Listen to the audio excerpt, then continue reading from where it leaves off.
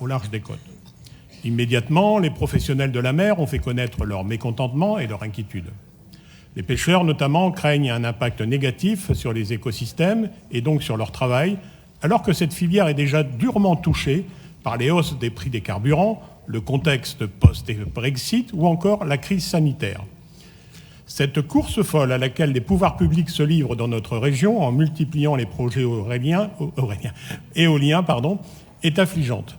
De plus en plus de scientifiques et d'associations alertent sur les potentiels dangers de ces éoliennes sur l'environnement et la faune, et plus particulièrement l'avifaune migratrice. De plus, il s'agit d'un saccage organisé de nos paysages et donc, de facto, entraînera une baisse du tourisme qui fait vivre tant de personnes dans notre région. En avril dernier, vous avez déclaré, Monsieur le Président, que les éoliennes étaient un scandale français et que vous vouliez créer une fédération des associations anti-éoliennes. Nous vous demandons donc un état des lieux. Quels sont les projets éoliens en cours et comment comptez-vous agir pour empêcher les futurs projets souhaités par Emmanuel Macron? Merci. Monsieur Coulon, bien sûr. Merci, Monsieur le Président. Alors, pour vous donner l'exhaustivité des projets menés actuellement en Hauts-de-France, je pense qu'il faudrait parier à peu près sur... de mémoire, excusez-moi, parce que j'ai fait 5 réunions départementales sur le sujet avec 5 préfectures différentes à l'occasion de la présentation des cartes, entre guillemets. Je crois qu'on doit être à peu près à 280 dossiers en instruction. Au moment où je vous parle, je ne peux plus vous donner le nombre de mois, j'en suis désolé.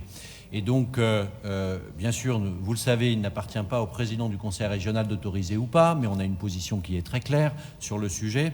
Et notamment, a été évoqué, ces derniers temps, vous y faites référence, l'idée que la région accompagne un certain nombre d'acteurs locaux, notamment la constitution d'une fédération. Il ne s'agit pas pour la région de créer une fédération, il s'agit de s'associer.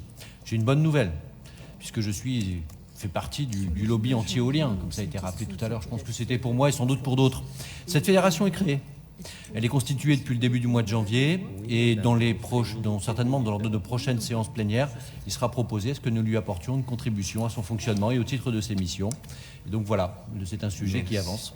Et je crois que par ailleurs, il me reste encore un petit peu de temps, Monsieur le Président, je crois que par ailleurs, nous pouvons aussi noter que du côté des services instructeurs, je vais faire de grandes guillemets, je crois que chacun peut se rendre compte à quel point la manière selon laquelle se déploie actuellement l'éolien n'est plus tenable, n'est plus acceptable.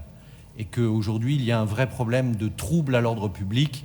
Et je crois que les pouvoirs publics sont conscients. Et à mon avis, l'instruction va être un peu plus resserrée. C'est tant mieux pour la démocratie sans doute.